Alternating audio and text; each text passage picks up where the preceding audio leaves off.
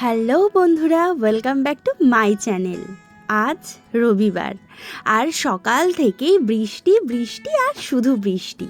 আর এই বৃষ্টির দিনে কি খেতে ইচ্ছা করে বলো তো? আইটেম দেখে বুঝতেই পেরে গেছো যে আজকে আমাদের বাড়িতে হচ্ছে চিলি চিকেন। উফ, চিলি চিকেন ভাবলেই না আমার মুখের ভেতরটা কেমন একটা যেন হয়ে যায়।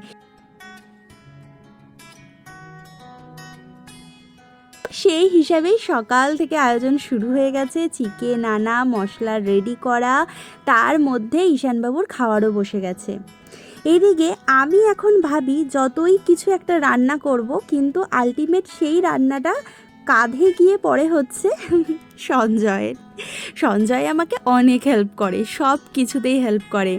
ভেবেছিলাম চিলি চিকেনটা আজকে আমিই করব, বাট ম্যারিনেট থেকে আরম্ভ করে রান্না সমস্তটাই সঞ্জয় করেছে। আমার কাজ ছিল ক্যামেরা ধরা আর ওইদিকে ঈশানবাবুর খেয়াল রাখা, কারণ মাও ব্যস্ত। কারণ শুধু শুধু চিলি চিকেন খেলে কি হবে, তার সাথে তো কিছু একটা লাগবে। অর্থাৎ চিলি চিকেনের সাথে যে আইটেমটা খাবো সেটাও মা করছে, তার মানে আমার কোনো কাজ নেই। তাই তো ভাবছো তোমরা? না না, আমারও অনেক কাজ।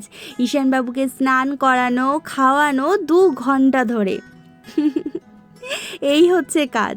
এখন কোনো রান্নাই আমি করতে পারি না, সব রান্নাই মা আর সঞ্জয়। আমার সমস্ত আবদার ওরাই মেটায়। এরকম বৃষ্টিমুখর দিনে আমার কিন্তু খুব যেতে ইচ্ছা করে সমুদ্রে। যখন বাপি ছিল, বাপি খালি বলতো বৃষ্টির দিনে ঘরে একদম ভালো লাগে না, মনে হয় যেন দীঘা চলে যাই। কিন্তু ওই যে দীঘা চলেই যাই, এইটাই শুধু ভেবে যাই, যাওয়ার হয় না। না বাপি ওই সময় যেতে পেরেছে, না এখন আমি যেতে পারছি।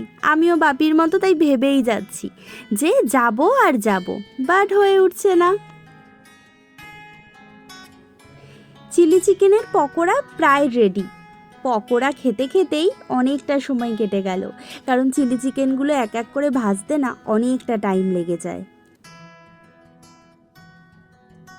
এদিকে আমি স্নান করতে গিয়েছিলাম আর ওইদিকে সঞ্জয় তার হাফ রান্না করেই ফেলেছে। আর একটু হলেই চিলি চিকেন আমাদের রেডি।